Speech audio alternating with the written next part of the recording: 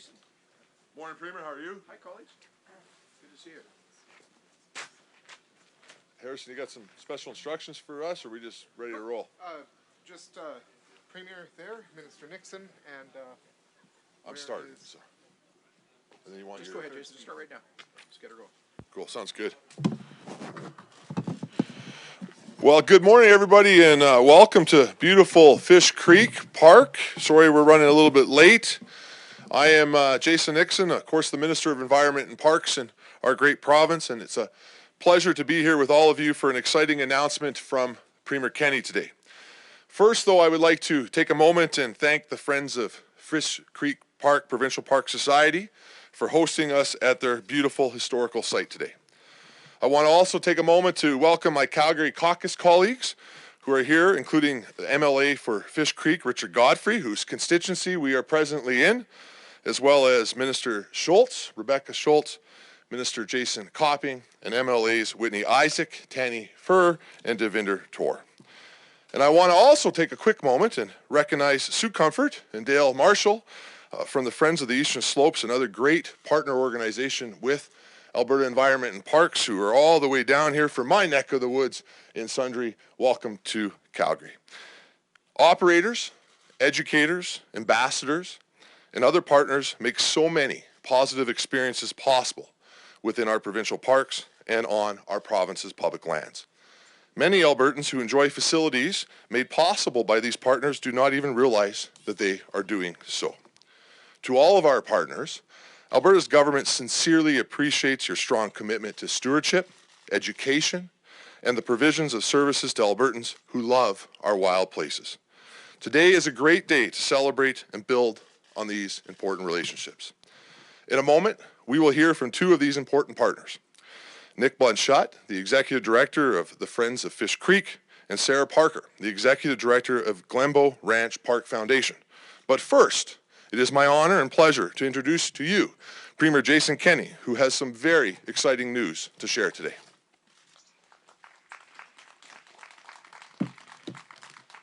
Well, thank you so much to Big Jason. And it is great to be back in Calgary's backyard, Fish Creek Park, one of my favorite places anywhere on earth. I used to live pretty close to the park and spent many happy days visiting this, one of the largest urban parks in Canada, which is deep rich in our history and a fantastic preservation of our natural environment. Thanks to all of the MLAs and ministers who are with us, particularly in the constituency of Calgary Fish Creek, Richard Godfrey, who is a passionate advocate for Fish Creek Park, for a very exciting announcement about strengthening Alberta's provincial parks while creating jobs as part of our economic recovery strategy. As I say, Fish Creek is Calgary's backyard. It's one of the biggest natural environment parks on the continent, with more than 1,300 hectares of prairie, spruce forest, wetlands, and waterways. This is especially true for folks in my riding next door in Calgary-Lougheed, although, as I say, MLA Godfrey may have a greater claim to this fantastic public space. Fish Creek Park is a marvelous example of how these spaces thrive. For Calgarians across our city, especially down here in the Deep South, this has always been a special place that has brought our community together. Fish Creek is home to a rich array of wildlife and sensitive historical sites, recording thousands of years of human presence, from the First Nations to the first Europeans, the Glen family, who arrived in this valley in 1873. The park gets 2 to 3 million annual visits and has over 100 kilometers of pathways, along with educational facilities, roads, and utilities. That's why today is such a great day. Parks like this have drawn people to our province, bringing them in as guests and convincing them to stay as Albertans. Our natural beauty is unmatched, and our provincial parks, like Fish Creek, show off some of the best that we have to offer. If this year, this really tough and different year, has taught us anything, it's how lucky we are to have such a beautiful natural environment to explore, even when the rest of the world has shut their doors due to the pandemic. In the age of physical distancing, outdoor recreation has quickly become one of the most popular and one of the safest ways to have fun. In fact, use of parks and public lands has surged over this past summer. That is why I am thrilled to announce that Alberta taxpayers are investing more than $43 million in our parks to improve trails, upgrade campgrounds, enhance day use facilities, and other infrastructure to help folks enjoy our parks while protecting Alberta's environment. Here in Fish Creek, that means upgrades to improve trails, parking, washrooms, and shelters, and a replacement of the fence at Shannon Terrace. This is all part of a $4.5 million Alberta government investment in the Calgary area alone to keep our provincial parks beautiful for years to come while creating jobs now when they're needed most. Altogether, these projects across our province will help get to nearly 300 Albertans back to work. Alberta's government is dedicated to protecting parks and the people and businesses that depend on them. They support jobs, growth, and opportunities in industries like tourism, hospitality, and services, meaning they're also a key part of Alberta's economy. The need to diversify our economy is more important than ever because Alberta's been hit hard by the triple whammy of the largest pandemic in a century, the largest global economic collapse in a century, and the largest collapse in energy prices in history. Our solution is Alberta's recovery plan, a bold, ambitious strategy to build, to diversify, and to create tens of thousands of jobs now. And we're moving fast with announcements like this one to put that plan into effect. In the short term, we're investing in projects to get Albertans working now, building infrastructure that will support our economy and prosperity long into the future. But it's not just the government that looks after these amazing parks. I am truly grateful to the volunteer organizations like the Friends of Fish Creek Provincial Park Society, who are out there every day maintaining, monitoring the landscapes and improving these parks and the visitor experience. What you have accomplished here in the heart of our largest city points to how important your work is. In fact, a number of partners like this help to identify the need for the improvements we're announcing today, and they'll be essential to helping to get the work done. They bring valuable experience to the tasks of reaching out to visitors, educating them about responsible recreation and preserving ecosystems. This kind of public service and public-spirited devotion to the community deserves public support. And so I am also pleased to announce today that in addition to the job-creating capital funding, we are also announcing a program grant to our hosts, the Friends of Fish Creek Provincial Park Society. Nick and his team will receive almost $500,000 over 3 years to enhance the tremendous work they're doing on conservation, ecology, and visitor information. They've been trusted partners of Alberta's government for the past 27 years. The beauty all around us speaks eloquently to their devotion to this provincial park. And we're strengthening our relationship with the society to allow them to have an even bigger positive impact on Fish Creek and the hundreds of thousands of folks who love it. Let me say a big shout out to Nick and his team. Nick came into my constituency office almost 2 years ago and told me about the great work that Fish Creek Park Society does and really opened my eyes to how many nonprofit community-based groups didn't wait for the government. They stepped up through their own initiative on shoestring budgets to do a lot of the heavy lifting to preserve, improve our parks and to make them better for the folks who visit and enjoy them. And he said to me, you know, you and the government of Alberta could get a lot more bang for the buck if you gave us just a little bit of a hand. We can take a small amount of funding And with our volunteer efforts, we can really magnify the impact of that on the operation of these parks. Because Jason's team at Environment and Parks do great and important work, but we'll never have enough conservation officers to do all that needs to be done in what is, I think, the largest provincial park network in the country. And that's why we'll be more and more turning to creative partnerships like this with nonprofit groups, with volunteer organizations. And that's partly because here in Alberta, we believe that government is not the solution to everything. We believe in community. We believe in civil society. We believe in volunteerism.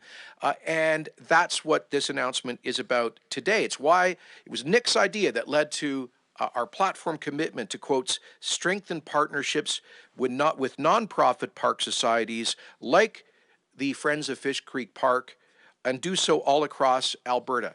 So today, I'm happy to say, is another promise made and another promise kept. Nick and everyone who's here from the Society, congrats on decades of hard work. You've done a terrific job of maintaining Fish Creek, even as the city has grown around it. Alberta's government is looking forward to work with you to preserve this oasis of our economy as Alberta's economy recovers. Now, Jason Nixon will be making announcements in the future about partnerships with other nonprofit groups who help to keep our backyard beautiful, sustainable, and accessible. Alberta's special outdoor spaces wouldn't be special without them. And while we're in tough times, there are always passionate people ready to give their all for the causes that we all believe in. That's the Alberta way. It's true of parks, just as it's true when it comes to our economic recovery.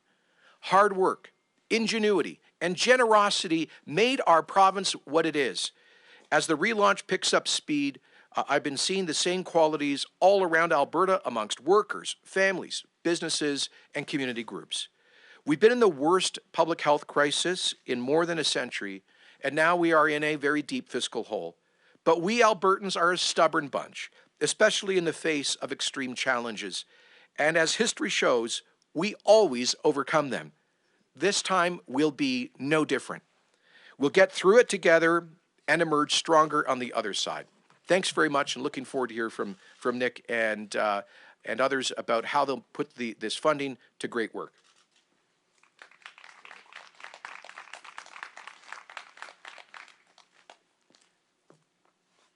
Hello, everyone. That was quite an experience. I feel very humbled to be here after what has been a long 27 years for this society. I know some of the founding members, the people who were right at the beginning, well-meaning community members who just wanted to help. I mean, this is a big park. It takes a lot of looking after. So the original idea of the Friends of Fish Creek was actually to come into the park and help pick up some of the garbage. That's where it all started. We fast forward 27 years to this moment. This is a great achievement for the society. On behalf of our members and especially our volunteers and board and the staff, I would sincerely like to thank Premier Kenny, Minister Nixon, and the team at Alberta Parks for supporting our vision and believing in us and working with us to get to this moment where we can do more. And we do a lot. We have 250 or so registered volunteers who together provide over 10,000 hours of volunteer work in this park annually. That's an incredible achievement. Wonderful people from this community. We spend a lot of time talking to our volunteers in our community because we need to know what drives people. Why do they keep coming back? Why do they want to be here pulling weeds, for instance, on a hot summer's day? And we learned how much this park means to each person at an individual level and as a family level. People come here for all sorts of different reasons we would never have guessed until we took the time to speak to them and ask.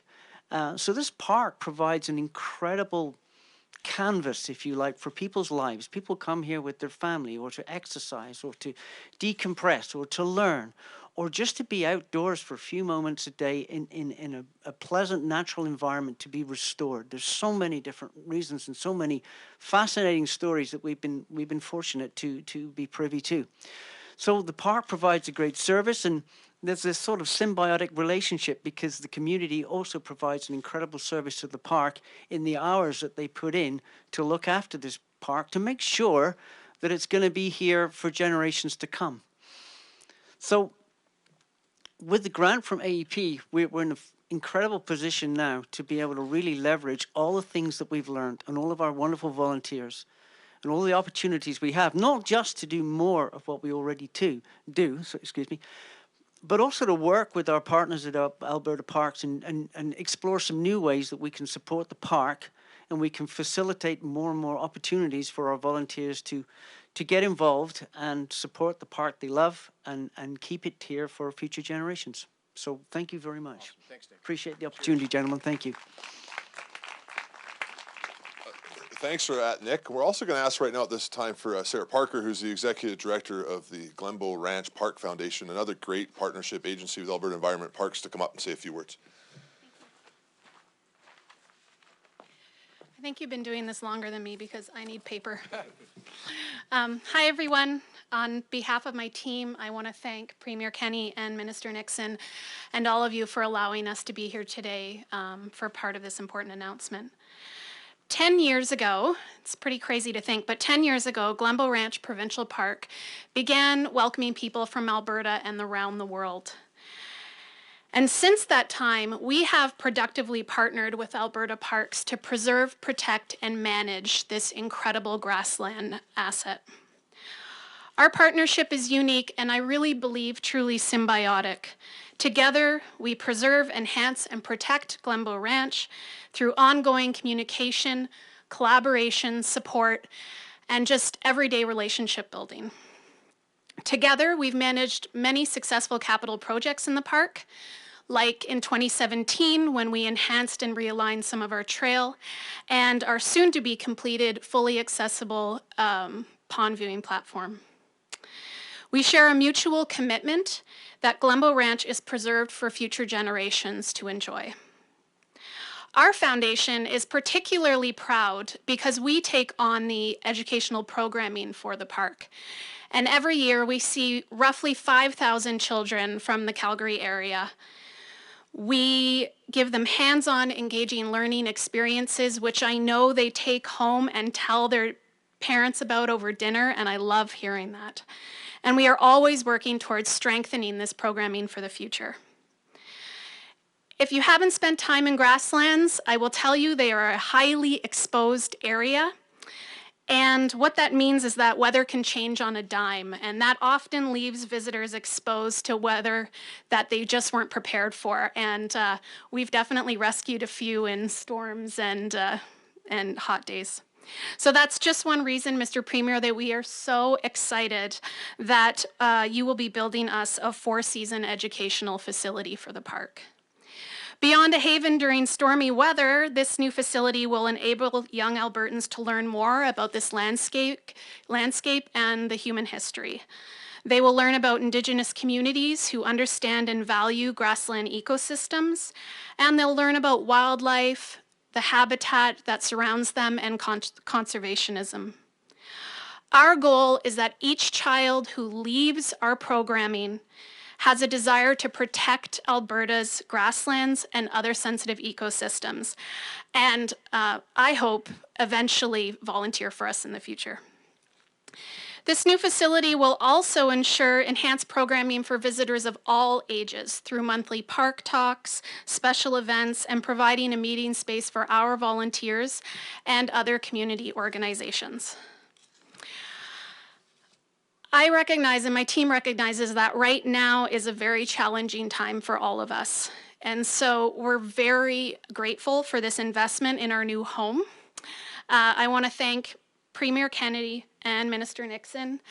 And I also want to give a huge shout out to the incredibly dedicated and hardworking Alberta Park staff.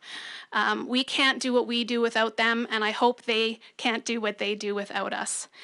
Together, I believe that we will strive to uphold Glembo Ranch Provincial Park and its legacy for generations to come. Thank you.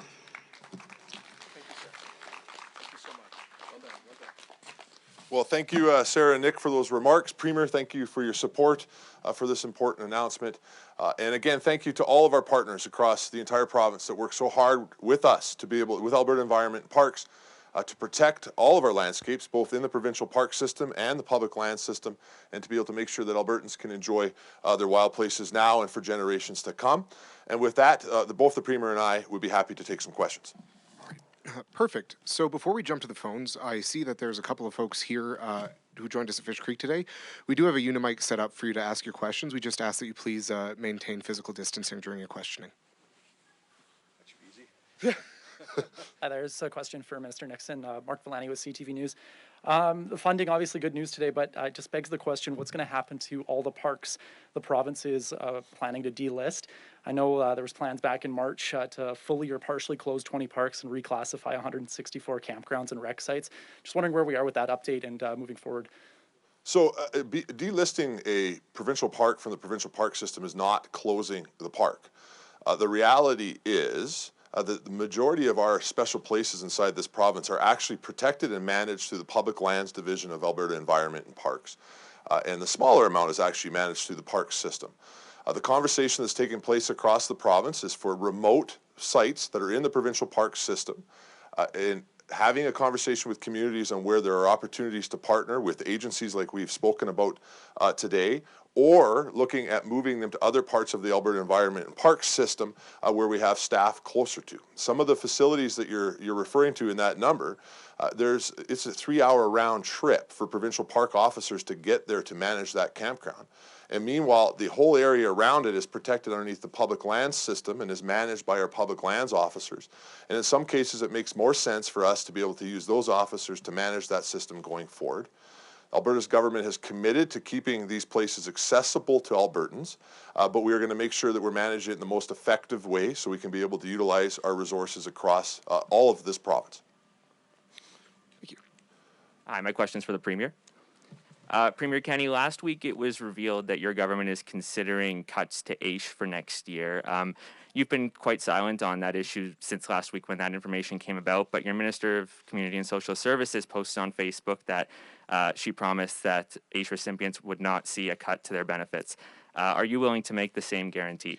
Well, it should be no surprise that in the midst of the greatest fiscal crisis since the province went bankrupt in the 1930s, that every department is looking at every possible way to achieve savings. And the truth is that we have by far the most generous benefits for social services of any province in Canada. I think in the case of AISH, about 40% more generous than other provinces. So I'm not surprised that that department has been looking at that. The minister has spoken to the issue. And I'll just refer you back to her statement, which is that she and her team are looking at ways to deliver that program more efficiently. One thing we do have to look at very seriously is the fact that the number of people qualifying for initially, AISH was a program designed for the severely handicapped, but the population of people qualifying has been growing far, far faster than the overall population, and so they have to look at issues like that. What are the criteria? How do we define severely handicapped in this day and age? So those are the kinds of issues that they're looking at. Willing to say any more to put, there's 70,000 people who rely on this program. Are you willing to say more to put their minds at ease about whether they could be losing their benefits within the next year? People, as long as they qualify, won't be losing benefits. Hey there, my question's for the minister. Just more specifically, there were obviously the quiet halting of the closure of 17 parks this summer, just so Albertans could enjoy the outdoors while COVID's happening. So I wondered, now that the summer's winding down, what's happening to those 17 parks specifically, and are you putting them back kind of on the chopping block? Well, again, those 17 facilities were not being closed to Albertans. They always have been intended to remain open for Albertans to access and utilize the same way that they do public recreation areas all across the province. During the COVID era, we had to slow down the process of being able to transfer that from one division of the department to the other. At the end of the day, though, these facilities are not closing. They remain protected. They remain open to Albertans to be able to utilize, but they're heading to other portions of the department where they can better manage the resource on behalf of Albertans. And so in regards to those 17 facilities, the plan will continue as now that we've come out of this extraordinary busy season that we've seen on public lands. And we'll work with the public land side of my department to be able to take possession of those parks from the provincial park section. And they will be doing everything possible to make sure they're operating and available for Albertans next year. Thank you. This is for Premier Kenny. Mr. Premier, Aaron O'Toole met with Quebec's Premier this week, said afterwards that the Canada East project... I think you mean Energy East. Energy East, yes, sorry. Energy East program is off the table if he becomes Prime Minister. Thoughts? Well, actually, Bill, go back and check the transcript because that's not what Aaron said. He said that, first of all, he told the media that he had proactively raised with the Premier of Quebec the importance of Western Canada's energy sector, oil and gas, and getting Western Canadian oil to global markets. He was then asked, what about Energy East? He said Energy East is off the table, and that's a matter of obvious historical fact because in October 2017, the Trudeau government killed Energy East by imposing new regulations on TC Energy that pulled their application. But if you go and read Mr. O'Toole's comments, it's clear that he was there promoting pipelines. And let me say this about Aaron. He announced his campaign for the Conservative leadership here in Calgary, on a Calgary radio station, promoting pipelines and our oil industry. The very first issue that he raised with Prime Minister Trudeau after becoming leader of the opposition was Western alienation. And one of the very first issues he raised with the Premier of Quebec was the importance of getting pipelines built and Western Canadian oil to global markets. So the fact that he just acknowledged that Energy East is no longer an active project is just a statement of fact. I wish that were not the case. I wish Justin Trudeau's government had not imposed ridiculous new regulations that caused TC Energy to walk away from the table. I wish we had had a provincial government in 2017 that would have stood up to the Trudeau government's mandate that pipeline proponents have to take into account both up and downstream carbon emissions, but we didn't. And so it's true. Because of the Trudeau government, TC Energy took Energy East off the table. I, for one, and Alberta's government have not given up on the dream or a vision of a west-east pipeline system that takes Alberta oil to the Port of St. John's or the Irving refinery to displace Saudi oil imports. And that was one of the first issues I raised with Premier Legault when I first met with him. I will continue to do so. Speaking of which, allow me to congratulate my friend Premier Blaine Higgs on his re-election with the majority government mandate last night in New Brunswick. Premier Higgs is a former oil industry worker. He worked at the Irving oil refinery, and he has been a passionate advocate of that dream of connecting the country through energy independence with a west-east pipeline. Just to follow up, what can be done to get a west-east pipeline? Well, what can be done is a private sector proponent coming back to the table with a proposal. And let's be honest, that's not going to happen at $35 or $40 WTI at the current prices. But I truly believe there is a strong future for oil and gas in Alberta and in Canada. When global demand recovers post-COVID to something at or close to 100 million barrels a day, we are going to find very quickly a global supply crunch because there's been little or no investment in upstream exploration, not just in North America, but across the world. When that happens, Alberta is set to succeed because we have one of the most efficient oil industries in the world. When we develop an oil sands project, it's there to produce for 30, 35 years, the same with thermal. And so we will demonstrate the efficiency of our sector, the availability to provide that energy as long as we get pipelines built. I think there are going to be strong prices by 2022, post-recovery, because of that supply crunch. And perhaps in that context, we could see a private sector proponent come back to the table with a concept like Energy East. Right, perfect. We'll take our last question from the floor before going to the phones. Premier Kenny, you can just stay right there. I would appreciate your thoughts. There was a recent poll done by Leger, it's a national poll, where 25% of Canadians said that they feel that officials have overblown the COVID-19 pandemic, suggesting that Albertans are the most likely province to believe that. What are your thoughts on that? Yes, I can see that very much as the case. You just have to check out my Facebook page. And I will say that one of the things that's unique about Alberta, and I think we see reflected in a lot of different polls, we have a very large number of Albertans who believe that this government and governments generally have overreacted to the COVID-19 pandemic. And on the other hand, we have a significant number of people who think we've underreacted. Yeah, I'll just give you an example. Yesterday, I posted what I thought was, what is factual information that I thought was modestly good news, that the number of Albertans in hospital with COVID-19 is down to 37, with only 7 in intensive care. And that number keeps declining. I had, the responses were either saying that I was trying to minimize the pandemic or that I was trying to stoke fear about the pandemic. Neither is true. The approach of Alberta's government has been very deliberate. We have had the least stringent public health restrictions in Canada and the least stringent in North America, with the exception of South Dakota. We have had less stringent public health restrictions than any country in Europe that I know of, with the one exception of Sweden. So we've taken the approach of trusting people and their personal responsibility. And we've done well as a result through most of the last 6 months, with the lowest level of infection, hospitalizations, and COVID fatalities of the large Canadian provinces, and lower than anywhere in the United States, and I believe anywhere in Europe. So I think Alberta is a model of its own about how trusting people to be personally responsible has worked well. Not perfectly. There are lessons that we have to learn.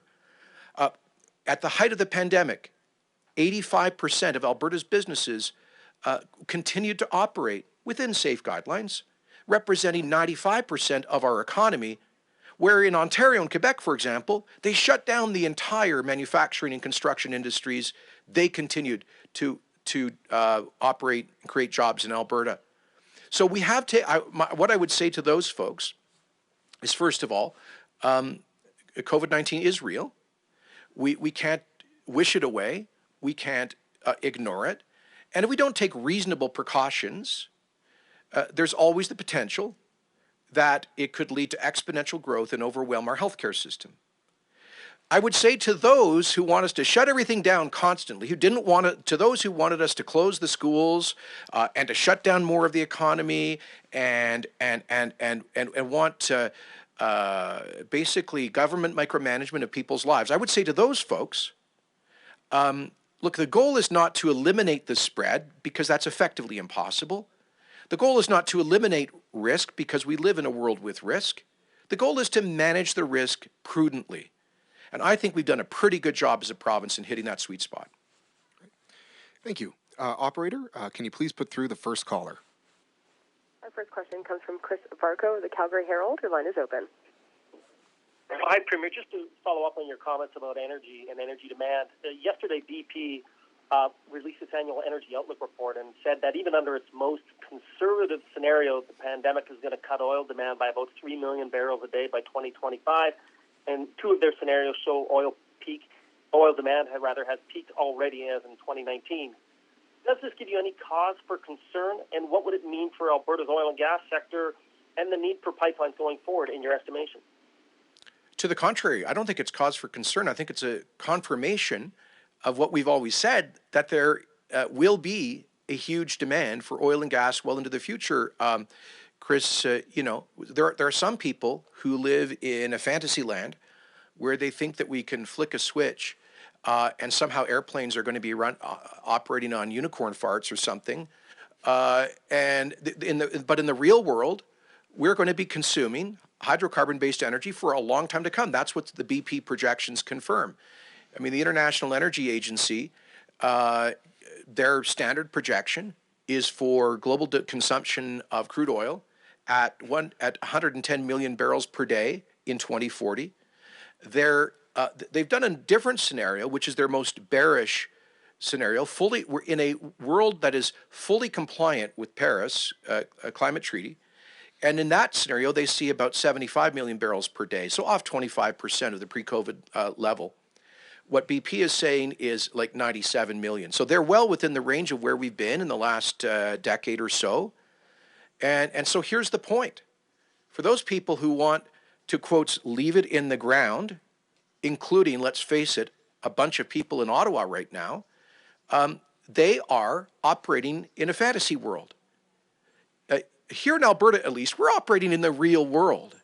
And we know that you cannot function a modern industrial economy anytime now or in the foreseeable future without massive consumption of oil and gas. The challenge is, how do we produce that oil and gas in a more environmentally responsible way? We've made massive progress on that. We will continue to do so. So I don't see the BP forecast as a problem.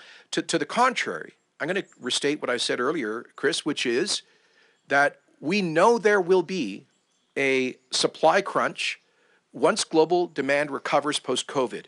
And we will be there because, unlike U.S. shale, it's not churn and burn.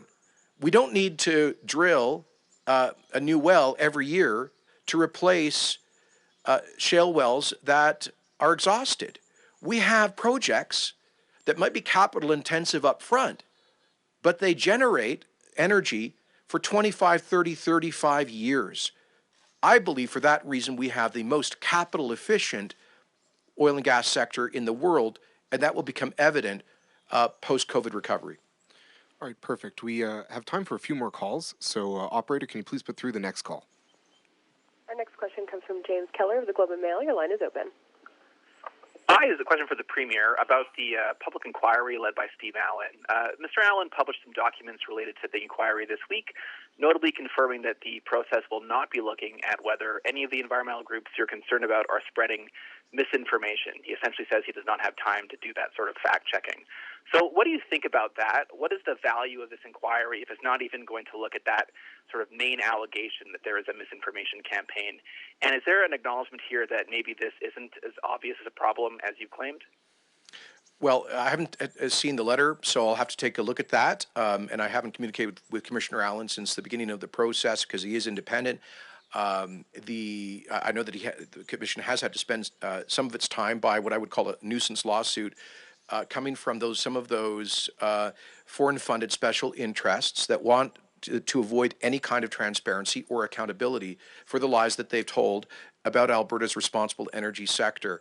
I just think the very fact that they're trying to shut down that inquiry is perfect proof that they do not want the transparency that the Commission is about. I have always believed that sunshine is the best disinfectant, and we need to get to the bottom of the foreign-funded campaign to landlock Alberta energy. That's why we committed to the Commission in the last election, and that's the mandate that's been given to the Commission. Perfect. We have time for two more questions. Operator, can you please put through the next caller? Our next question comes from Colleen Underwood of CBC. Your line is open. Hello, Premier. Can you hear me? I can. Oh, good. Okay. So this has to do with another poll, a recent poll suggesting that you're tied with the NDP in support among Albertans if an election were called today. Just your thoughts on that. Well, first of all, I'll remind you there were polls just before the last Alberta election that supposedly had a neck-and-neck finish when, in fact, the United Conservative Party won that election by 23 points. So that's about how much credence I put in some of these polls. Secondly, we are focused on preserving lives and livelihoods, not polls and politics. Unfortunately, the NDP every day is trying to politicize this pandemic. Our focus is relentlessly on getting Albertans through one of the most challenging times in our history. Okay, perfect. Operator, can you please put through the last caller? Our final question comes from Tom Brennan of Global News. Your line is open. Hi, Premier. Thanks for taking my question. We've got the throne speech coming up soon from Ottawa. A number of companies in Alberta looking at technologies related to hydrogen, lithium, stuff like that. First of all, what's your government planning to do to help those types of diversification projects, and what do you want to hear from Ottawa on that sort of stuff? Great question, Tom. Those industries and new technologies are very much part of Alberta's recovery plan to diversify our economy and to leverage our strength in the energy industry to do so. We are developing a policy framework, for example, for the helium industry, a policy framework for geothermal energy. We're doing initial policy work on the concept of commercialization of blue hydrogen.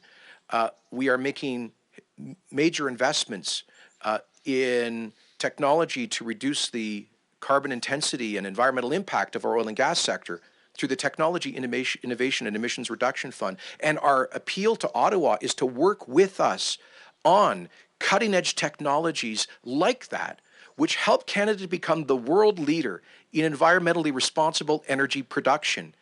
The answer has never been punishing people for heating their homes or driving to work. The answer certainly isn't policies that would shut down the largest sector of Canada's economy, oil and gas, that's responsible for 800,000 jobs in our economy and pays more taxes than any other sector. The answer is in innovation and technology. That's what we're doing as a provincial government. And we plead with Ottawa, if they're serious about the environment and economic growth, don't work against us, work with the industry, work with us to explore these exciting new technologies. And that's exactly our message to Prime Minister Trudeau and his government. All right. Thank you all so much. Thank you, guys.